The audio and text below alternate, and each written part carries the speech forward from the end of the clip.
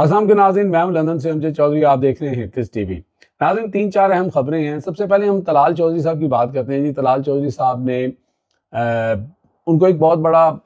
ओहदा मिल गया हुआ है, एक ऐसी वजारत मिल गई है। अब लाजमी सी बात है, अगर आप किसी चीज़ के अहल ना हो और आपको वो चीज़ मिल जाए, तो फिर आप जब बयानात देते हैं तो फिर उनमें रबत नहीं पैदा होती, उनके अंदर स्ट्रेंथ नहीं होती, क्योंकि आपका उसके ऊपर कोई, जिसे कहते हैं ना, ग्राउंड वर्क या होम वर्क, कुछ भी कह लें, वो नहीं होता। बयान उन्होंने ये दिया कि जनाब, हमारे जो जितनी भी एजेंसीज हैं वो तो बिल्कुल ठीक हैं, उनके पास इंफॉर्मेशन तो होती है, लेकिन हमारे जो अदारे हैं ना, जिन्होंने आगे से इम्प्लीमेंट करना होता है, वो नकारा हैं। यानी वो जाफर एक्सप्रेस को लेके ये बात कर रहे थे और उसके अंदर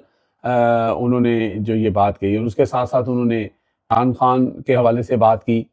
कि कुछ यहाँ पे जो जमातें हैं या कुछ जो, यानी कि जिस तरह पीटीआई है, या ये जो जिक्र किया कुछ जमातों का, उन्होंने कहा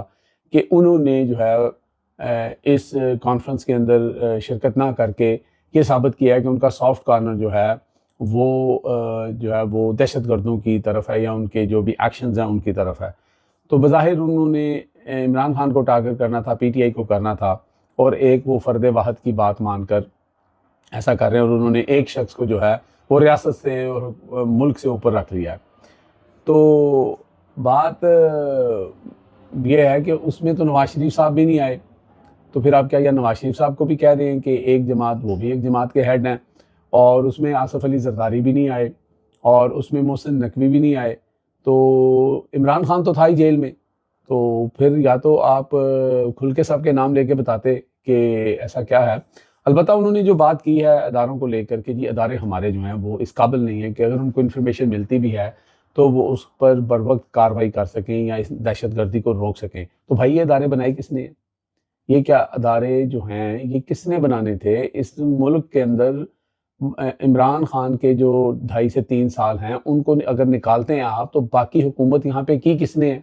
या नून लीग ने की है या पीपल्स पार्टी ने की है? और जो आप अदारे बनाने की बात कर रहे हैं, आप अपने ही जाल में फंस गए हैं, क्योंकि इमरान खान के 3-3.5 साल के अंदर तो दहशत गर्दी ख़त्म हो चुकी थी।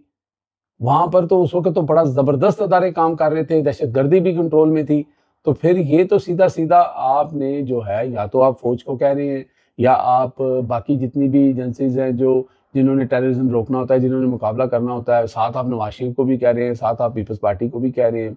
तो इमरान खान के दौर में तो दहशतगर्दी कंट्रोल थी, तो अदारे भी सही काम कर रहे थे। तो ये आपने इल्ज़ाम लगाया किस पे? इसीलिए कहते हैं ना, जिसका काम उसी को साजे और करे तो ठेंगा बाजे, कि आपका ये काम ही नहीं है, आपको वजारत ही गलत मिली है। ठीक है, आप वही काम कर सकते हैं जो आपने फैसलाबाद में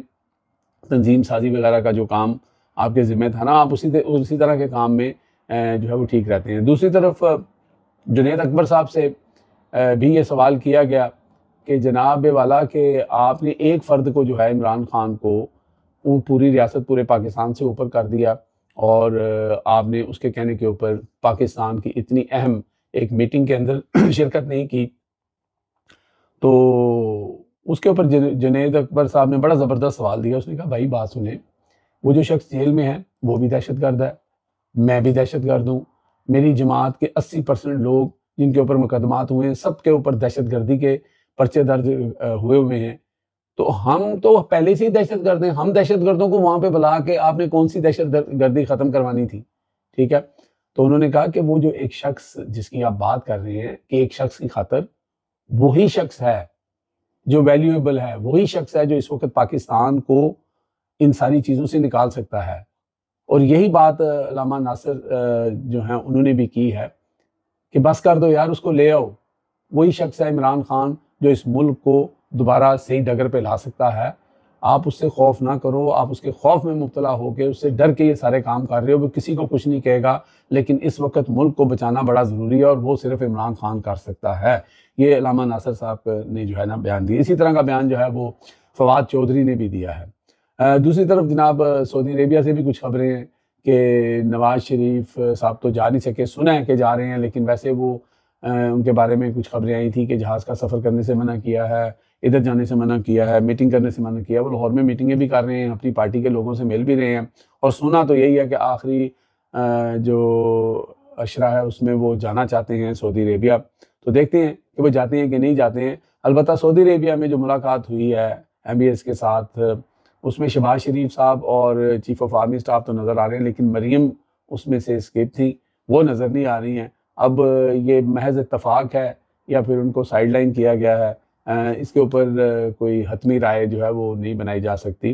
آخر میں ہم بات کریں گے کہ جناب یہاں پر شیان علی جو ایکٹیوسٹ ہیں ان کے خلاف ایک کیس جو ہے وہ مریم اورنگزیب کی طرف سے جو ہے وہ فائل کیا گیا تھا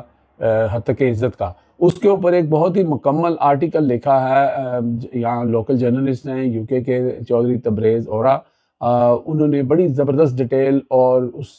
سارے کیس کی ایچی بیچی اس کے اندر لکھی ہے، اور وہ اس کا ہم اسکرین شاٹ بھی ساتھ لگا رہے ہیں۔ تو اس کے اندر جو انہوں نے ڈیٹیلز بتائی ہیں ساری کہ کس طرح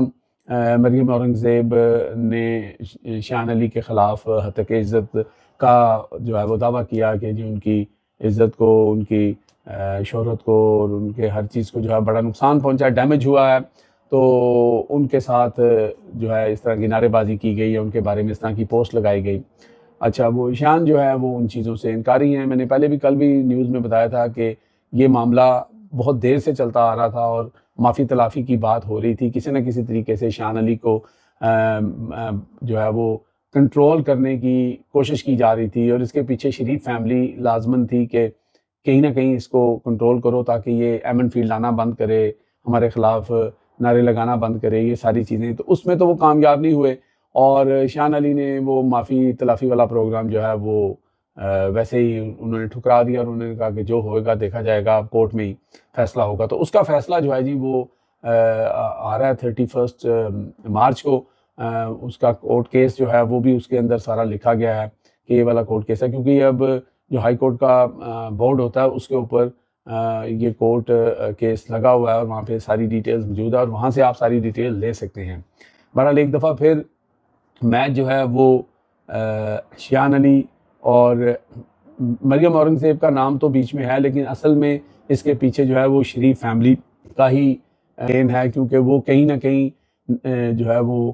شیان علی کو کنٹرول کرنا چاہتے ہیں، کیونکہ جیسے مریم نواز شریف صاحبہ کی عادت ہے، آپ نے دیکھ لیا پاکستان میں انہوں نے پیکا قانون بنا، یہ کر وہ کر، وہاں پہ کوئی زبان نہیں کھول سکتا، لیکن یہاں پہ دال گلتی نہیں ہے، یہاں پہ شیان اور باقی دیگر لوگ جو ہیں وہ کنٹرول میں نہیں ہیں، تو پھر ان کو اسی طرح کسی نہ کسی کیس میں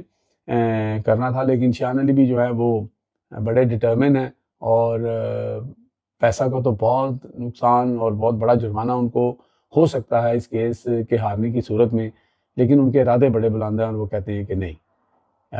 میں 5 سال کی محنت کو پانی میں نہیں بہاؤں گا، میں عمران خان کا فالوور ہوں، اور عمران خان کی طرح آخری بال تک لڑوں گا۔ اب تک کے لیے اتنا ہی، دیکھتے رہے میرا channel hit list by Amjad Chaudhry.